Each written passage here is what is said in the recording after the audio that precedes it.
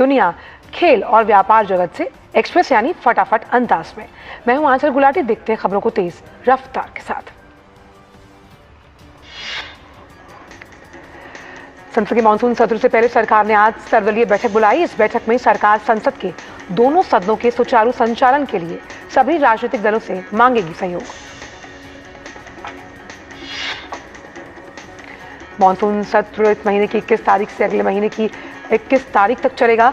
इस सत्र के दौरान कई महत्वपूर्ण विधेयकों पर होगी चर्चा, पारित होने की संभावना। संसदीय कार्य मंत्री किरेन रिजिजू ने संवाददाताओं को बताया कि सरकार संसद में उठाए जाने वाले महत्वपूर्ण मुद्दों पर चर्चा के लिए तैयार। केंद्रीय वाणिज्य और उद्योग मंत्री पीयूष गोयल ने घोषणा की कि भारत और यूरोपीय मुक्त व्यापार संघ के बीच मुक्त व्यापार समझौता आगामी 1 अक्टूबर से होगा लागू। इस समझौते में आइसलैंड, लिechtenstein, नॉर्वे, स्विट्जरलैंड जैसे 4 यूरोपीय देश शामिल। पीयूष गोयल ने एसोचैम के कार्यक्रम में इस समझौते की दी जानकारी। पीयूष गोयल ने बताया कि दोनों पक्षों ने पिछले वर्ष 10 मार्च को व्यापार और आर्थिक भागीदारी समझौते पर हस्ताक्षर किए।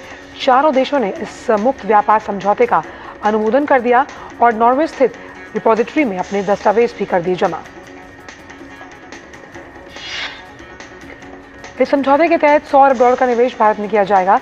इसमें $50 अरब समझौता लागू होने के 10 वर्षों में और बाकी $50 अरब अगले 5 वर्षों में निवेश किए जाएंगे। इससे भारत में 10 लाख प्रत्यक्ष रोजगार होंगे सृजित। पीयूष गोयल ने भी यह भी कहा कि भारत अंतर्राष्ट्रीय व्यापार समझौतों में तभी शामिल होगा जब वो देश हित में होंगे। भारतीय मौसम विज्ञान विभाग ने केरल और तटीय कर्नाटक में अत्यधिक भारी वर्षा के लिए रेड अलर्ट जारी किया। आईएमडी के अनुसार अगले 7 दिनों तक केरल, कर्नाटक और तमिलनाडु में भारी से बहुत भारी बारिश जारी रहेगी। दक्षिण पश्चिम राजस्थान में भी अत्यधिक भारी वर्षा होने की संभावना। मौसम एजेंसी ने अगले 3 से 4 दिनों के दौरान उड़ीसा, छत्तीसगढ़, उप हिमालय, पश्चिम बंगाल, असम, त्रिपुरा, अरुणाचल प्रदेश और सिक्किम में भारी बारिश का जताया अनुमान।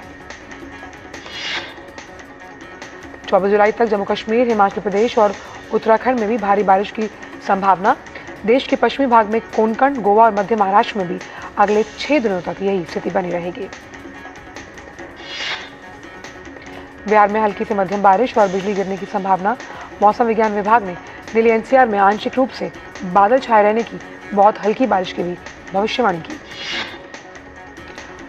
ओडिशा के पुरी जिले के बलंगा में कुछ बदमाशों ने एक 15 वर्षीय लड़की को आग लगा दी। उसे एम्स भुवनेश्वर में भर्ती करवाया।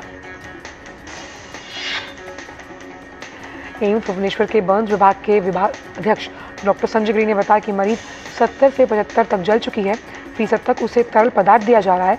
उसकी हालत गंभीर है और उसे आईसीयू में निगरानी में रखा गया। हमने 12 डॉक्टर और 2 नर्सिंग अधिकारियों की एक समिति बनाई जो मरीज की देखभाल कर रही है। बीजेडी और कांग्रेस कार्यकर्ताओं ने पुरी जिले के बलंगा में आग लगने की घटना को लेकर एम्स भुवनेश्वर के बाहर विरोध प्रदर्शन किया।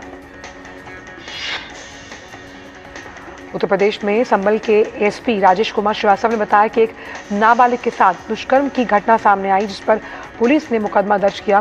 पॉक्सो और यौन उत्पीड़न की उचित धाराओं में मुकदमा रजिस्टर कर लिया गया। आरोपी को गिरफ्तार कर लिया गया और उसे गिरफ्तार कर न्यायिक हिरासत में भेज दिया।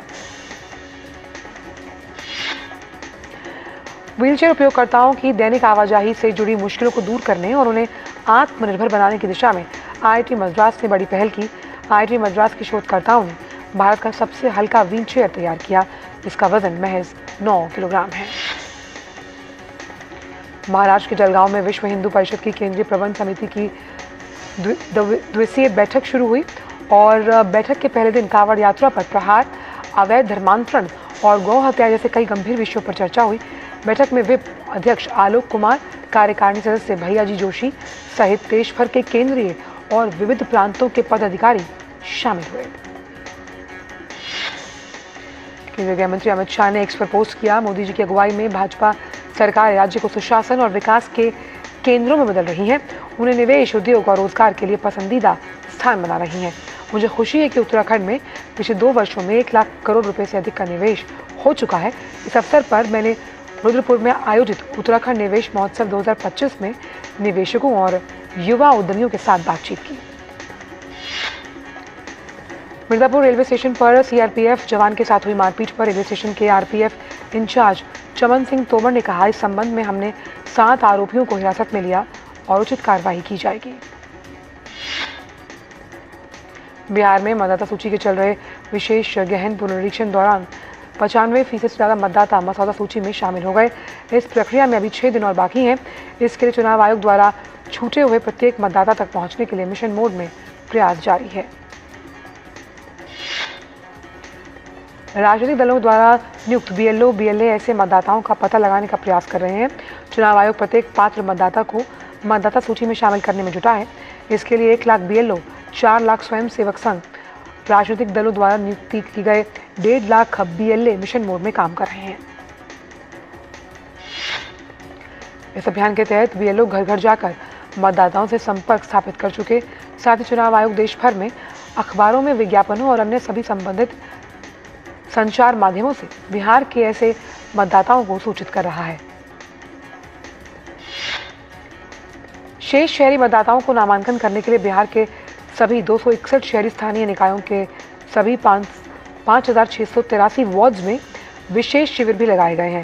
साथ ही 1 अगस्त को प्रकाशित होने वाली मसौदा मतदाता सूची में कोई त्रुटि हो तो उसे 30 अगस्त तक ठीक किया जा सकता है।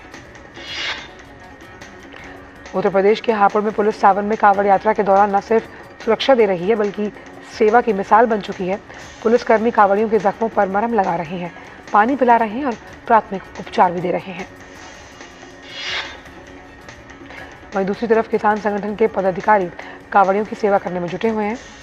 बाकियों लोकहित के पदाधिकारियों ने भी कांवड़ियों की सेवा के लिए भंडारा और पंडाल की व्यवस्था की है। उत्तर प्रदेश के मेरठ में कांवड़ियों के लिए प्रशासनिक व्यवस्थाएं सुचारू रूप से की गई। उसके लिए पुलिस प्रशासन की ओर से सुरक्षा के व्यापक इंतजाम किए गए। यात्रा मार्गों की निगरानी रखी जाएगी। इसके साथ ही पुलिस बल भी तैनात किया गया है। इस पर कांवड़ियों ने प्रशासन की ओर से की गई व्यवस्थाओं की जमकर तारीफ की। कांवड़ियों के लिए भंडारा और पंडाल की व्यवस्था की गई। दिल्ली के धौला कुआं में भी सुरक्षा के कड़े इंतजाम किए गए।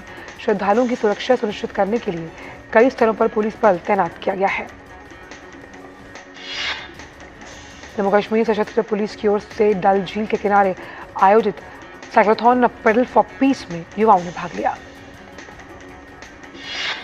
जम्मू कश्मीर सशस्त्र पुलिस बल के एडीजी आनंद जैन ने बताया, साइकिल थ्रू पैराडाइज हमारा वार्षिक कार्यक्रम है। हर साल जम्मू कश्मीर पुलिस इस साइकिल रेस में इसका आयोजन करती है। इसमें सभी वर्गों के 5 से 60 वर्ष के आयु के लोग भाग लेते आ रहे हैं। जम्मू कश्मीर में हो रहे पेडल थ्रू पैराडाइज साइक्लोथॉन में दिव्यांगजनों ने भी बढ़ चढ़कर हिस्सा लिया। केंद्रीय मंत्री जितेंद्र सिंह ने कहा कि प्रधानमंत्री नरेंद्र मोदी की अगुवाई में पिछले 11 वर्षों में महिलाओं के सशक्तिकरण में व्यापक परिवर्तन हुआ। इन वर्षों में अब तक सैनिक विद्यालयों और राष्ट्रीय रक्षा अकादमी में प्रवेश जैसे अज्ञात क्षेत्रों में महिलाओं की भागीदारी सुनिश्चित हुई। इसके अलावा उन्होंने कहा कि महिला भागीदारी के जरिए बिहार का विकास विषय पर पटना में आयोजित एक सम्मेलन को संबोधित करते हुए केंद्रीय मंत्री ने कहा कि प्रधानमंत्री ने महिलाओं की भागीदारी आगे बढ़कर महिलाओं के नेतृत्व वाले विकास का संकल्प लिया। उत्तराखंड के चमोली जनपद में शुक्रवार रात को करीब 12:02 पर भूकंप के हल्के झटके महसूस किए गए। भूकंप की तीव्रता 3.3 मापी गई। चंदन मिश्रा हत्याकांड मामले में मुख्य शूटर बताए जा रहे तौसीफ उर्फ बादशाह को पश्चिम बंगाल से गिरफ्तार कर लिया गया। आपको बताएं कि गैंगस्टर चंदन मिश्रा की पटना के सबसे बड़े प्राइवेट हॉस्पिटल में शुमार पारस अस्पताल में घुसकर हत्या कर दी गई। प्रधानमंत्री नरेंद्र मोदी ने शनिवार को युवा आध्यात्मिक सम्मेलन को नशा मुक्त भारत अभियान की दिशा में एक बड़ा कदम बताया। उन्होंने इस सम्मेलन पर आधारित एक लेख को साझा करते हुए इस मुहिम में युवाओं की भागीदारी को जमकर सराहा। प्रधानमंत्री मोदी ने केंद्रीय युवा मामलों और खेल मंत्री डॉक्टर मनसुख मांडविया के एक पोस्ट पर प्रतिक्रिया देते हुए कहा कि डॉक्टर मनसुख मांडविया इस बात को विस्तार से बताते हैं कि युवा आध्यात्मिक सम्मेलन कैसे नशामुक्त भारत के निर्माण में एक बड़ा कदम है। डॉक्टर मांडविया ने अपने पोस्ट में कहा कि ये सम्मेलन केवल एक आध्यात्मिक कार्यक्रम नहीं बल्कि नशे के खिलाफ एक राष्ट्रीय युवा आंदोलन की शुरुआत है। उन्होंने लिखा कि ये एक राष्ट्रीय उद्देश्य के लिए आध्यात्मिक जागरण है। भारत के युवा अब नशे की समस्या से मुक्ति दिलाने के लिए आगे आ रहे हैं। उत्तर प्रदेश के वाराणसी में केंद्रीय मंत्री मनसुख मंडाविया ने बनारस हिंदू विश्वविद्यालय में fit India Sunday on cycle की अगुवाई की। इस राष्ट्रव्यापी फिटनेस आंदोलन की शुरुआत दिसंबर 2024 से हुई थी।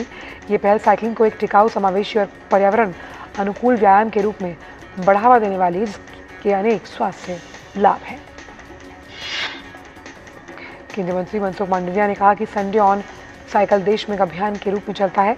आज देश के सभी शैक्षिक संस्थानों में से 6000 से अधिक स्थानों पर संडे ऑन साइकिल कर नशा मुक्ति का संदेश दिया गया है।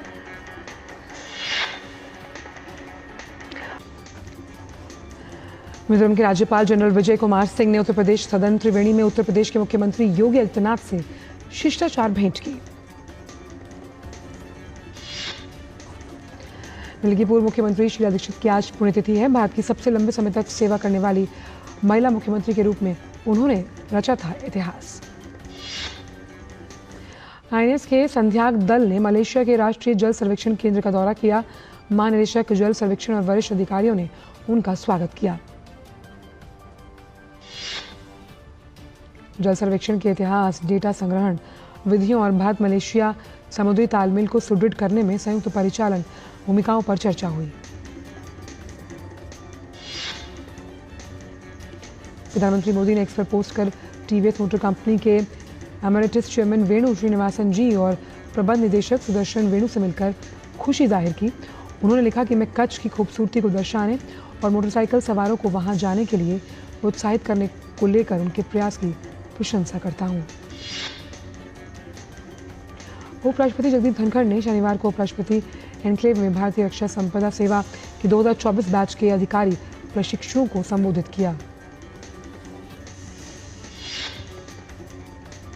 इस अवसर पर उपराष्ट्रपति ने कहा कि एक संप्रभु राष्ट्र के रूप में इस देश में सभी निर्णय के नेतृत्व द्वारा लिए जाते हैं। दुनिया में कोई भी ऐसी शक्ति नहीं जो भारत को ये निर्देश दे कि उसे अपने मामलों को कैसे संभालना है।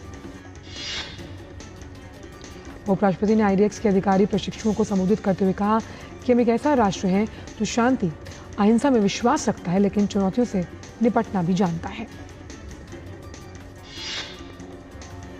केंद्रीय मंत्री जितेंद्र सिंह ने कहा कि भारत में लगभग 76,000 स्टार्टअप महिलाओं की अगुवाई में हैं। इनमें से बड़ी संख्या में टीयर 2 और टीयर 3 शहरों में। जितेंद्र सिंह ने कहा कि 2047 तक भारत के विकसित राष्ट्र बनने का मार्ग सशक्त महिलाओं और युवाओं द्वारा तय किया जाएगा, जैसा प्रधानमंत्री ने महिला अगुवाई विकास के प्रतिमान के तहत परिकल्पित किया है। केंद्रीय नवीन और नवीकरणीय ऊर्जा मंत्री प्रहलाद जोशी ने राजस्थान में 435 मेगावाट की गोरबिया सौर ऊर्जा परियोजना का उद्घाटन किया। प्रहलाद जोशी ने कहा कि ये परियोजना नवीकरणीय ऊर्जा के क्षेत्र में प्रगति को दर्शाती है। राजस्थान अब ऊर्जा के क्षेत्र में आत्मनिर्भरता की पहचान है। केंद्रीय पेट्रोलियम मंत्री हरदीप सिंह पुरी ने कहा कि भारत अपने एनर्जी इंफ्रास्ट्रक्चर का निरंतर विकास कर रहा है और प्रधानमंत्री नरेंद्र मोदी के मार्गदर्शन में one nation one gas grid vision पर काम कर बढ़ रहा है आगे।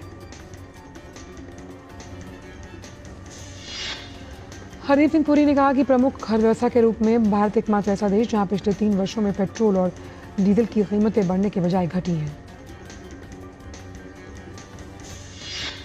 मुख्यमंत्री विजयलाल शर्मा ने कहा कि युवाओं के लिए रोजगार राज्य सरकार की सर्वोच्च प्राथमिकता है। Rising Rajasthan global investment summit की इसमें महत्वपूर्ण भूमिका है। इनोवेशन और स्मार्ट मैन्युफैक्चरिंग को बढ़ावा देने की दिशा में एक रणनीतिक कदम के रूप में डीपीआई ने नई दिल्ली में इंडस्ट्री 4.0 पर एक वर्कशॉप का आयोजन किया। वित्त मंत्रालय के अनुसार वर्कशॉप का ये दौर देश के विभिन्न क्षेत्रों में आयोजित किया जाएगा और इन क्षेत्रों में सीपीएससी स्थित होंगे। इसके अलावा अगस्त 2025 के भीतर इसे पूरा होने की उम्मीद है। केंद्रीय रेल राज्य मंत्री वी सोमन्ना ने कहा कि ओडिशा में 80,000 करोड़ रुपए से अधिक की रेलवे परियोजनाएं की जा रही हैं लागू। चाय बोर्ड के आंकड़ों के अनुसार भारत में वित्त वर्ष 2025 में चाय निर्यात 2.85% बढ़कर लगभग 26 करोड़ किलोग्राम। वित्त वर्ष 2025 में उत्तर भारत में चाय निर्यात की मात्रा 161 मिलियन किलोग्राम के पार, वहीं दक्षिण भारत में निर्यात 4.92% से घटकर 96 मिलियन किलोग्राम रहा। डाक विभाग ने कहा कि 21 जुलाई से दिल्ली के डाकघरों में एक एडवांस डिजिटल प्लेटफॉर्म लागू किया जाएगा। भारत का कृषि और प्रसंस्कृत खाद्य उत्पादों का निर्यात वित्त वर्ष 2026 की पहली तिमाही में सालाना आधार पर 7% से अधिक बढ़कर 5.96 अरब डॉलर के पार। निर्यात में वृद्धि मुख्य रूप से चावल, मांस और फलों सब्जियों के मजबूत शिपमेंट की वजह से दर्ज की गई। ईडी ने अवैध ऑनलाइन सट्टेबाजी ऐप्स को बढ़ावा देने के आरोप में टेक दिग्गज गूगल और मेटा को नोटिस भेजा। 21 जुलाई को होगी पूछताछ। Made in India Samsung Galaxy Z Fold 7, Galaxy Z Flip 7, Galaxy Z Flip 7 FE smartphone को भारत में रिकॉर्ड 2 लाख से ज्यादा प्री ऑर्डर मिल चुके हैं। चालू वित्त वर्ष की पहली तिमाही में कश्मीर से हस्त निर्मित उत्पादों के निर्यात ने 300 करोड़ रुपए के आंकड़े को किया पार, जो पिछले 4 वर्षों में सबसे ज्यादा। जेके सीमेंट लिमिटेड का एकीकृत शुद्ध लाभ चालू वित्त वर्ष की अप्रैल जून तिमाही में 75% से बढ़कर 324 करोड़ रुपए के पार। निजी क्षेत्र के येस बैंक का जून तिमाही में शुद्ध लाभ 59% से बढ़कर 801 करोड़ के पार। कोइन गैको के जारी आंकड़ों के अनुसार क्रिप्टो उद्योग लगभग $4 ट्रिलियन का आंकड़ा पार कर चुका है।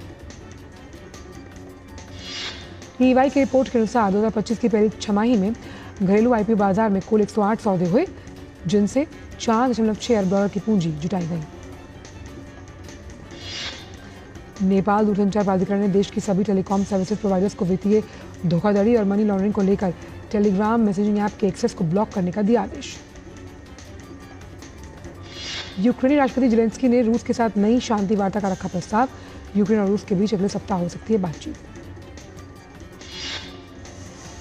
यूक्रेनी राष्ट्रपति जेलेंस्की ने इस बात की पुष्टि की कि यूक्रेनी रक्षा परिषद के सचिव रुस्तम उमरोव ने अगले सप्ताह रूसी वार्ताकारों के साथ बैठक की पेशकश की है। जेलेंस्की ने कहा कि शांति सुनिश्चित करने के लिए नेतृत्व स्तर पर एक बैठक जारी है। इस साल की शुरुआत में तुर्की में यूक्रेन और रूस के बीच 2 दौर की वार्ता से कैदियों और सैनिकों के शवों के आदान प्रदान पर सहमति के अलावा और कुछ सामने निकलकर नहीं आया। वहीं रूस की ओर से तत्काल कोई प्रतिक्रिया नहीं आई। यह प्रस्ताव यूक्रेन पर रूस की ओर से व्यापक हवाई बमबारी के कुछ घंटों बाद आया, इसमें कुछ लोग मारे गए। सीरिया में युद्ध विराम लागू करने के लिए संघर्ष के बीच ड्रूज क्षेत्र में झड़पें जारी।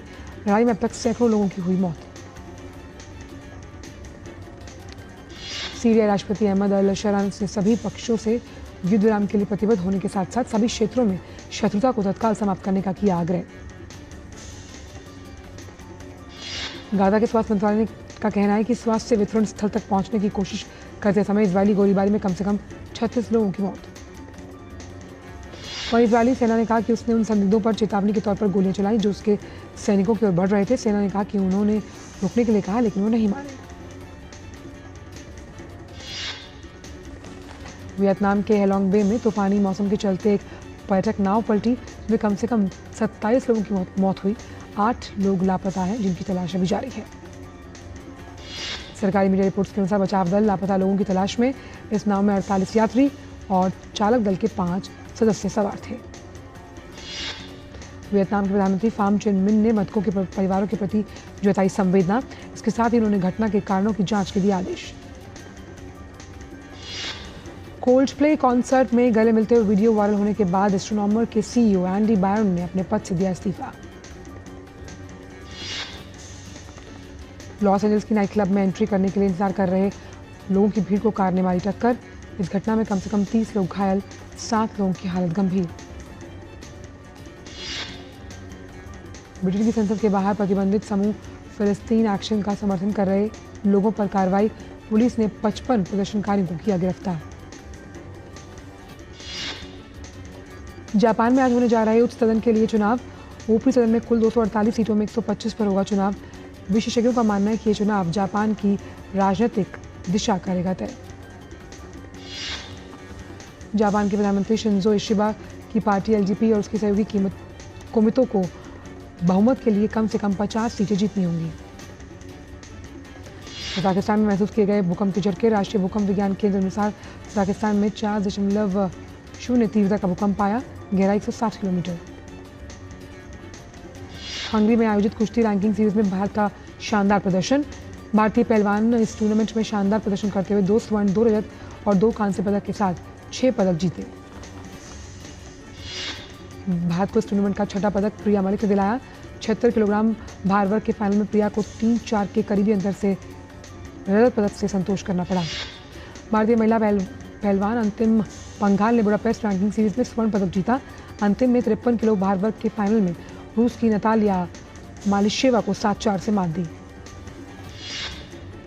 वहीं भारत की 19 वर्षीय पहलवान हर्षिता मोर ने भी 72 किलो भार वर्ग में स्वर्ण पदक अपने नाम किया। जूनियर एशियन चैंपियन हर्षिता ने 4 बार की विश्व चैंपियनशिप मेडलिस्ट जमीला को 10-0 से शिकस्त दी। फिडे महिला शतरंज विश्व कप में grand master Koneru Humpy, D Harika, R Vaishali और अंतर्राष्ट्रीय master Divya Deshmukh quarter final में पहुंची। इसके साथ ही भारत ने टूर्नामेंट के क्वार्टर फाइनल चरण में 4 खिलाड़ियों के साथ पहला देश बनकर रचा इतिहास। भारत की महिला chess grand master Koneru Hampi ने स्विट्जरलैंड की एलेक्जेंड्रा कोस्टेन्युक को हराकर क्वार्टर फाइनल में प्रवेश किया। वहीं दिव्या देशमुख ने चीन की दूसरी वरीयता प्राप्त झू जिनर को हराकर बड़ा उलटफेर करते हुए क्वार्टर फाइनल में प्रवेश किया। उन्होंने पहला गेम काले मोहरों से जीता और दूसरा ड्रॉ खेला। भारत की डी हरिका ने रूस की कैटरीना लगानो को पहले गेम में हराने के बाद वापसी की। उन्होंने दूसरा गेम जीता, फिर ड्रॉ खेला और फिर टाई ब्रेक में जीत हासिल कर क्वार्टर फाइनल में पहुंची। न्यूजीलैंड ने त्रिकोणीय T20 सीरीज के तीसरे मैच में जिम्बाब्वे को 8 विकेट से हराकर जिम्बाब्वे ने पहले बल्लेबाजी करते हुए 20 ओवर में 7 विकेट पर 120 रन बनाए। जवाब में कीवी टीम ने 3.5 ओवर में 2 विकेट खोकर ये लक्ष्य हासिल किया।